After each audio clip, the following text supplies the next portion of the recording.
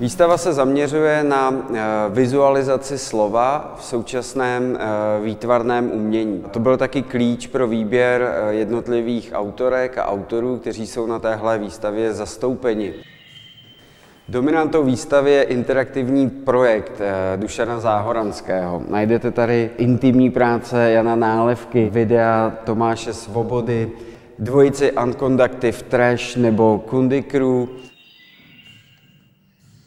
Taky vystoupení Cringe Prince, který kombinuje český jazyk s zajímavou vizualitou. Chodil jsem na Vítkov a koukal jsem na západy i na východy. Koukal jsem klíčovou dírkou, kde se co děje. Občas jsem vlezl do hospody, kde se leje. Záměrem výstavy Slovo od slova je představit jazyk, specificky český jazyk.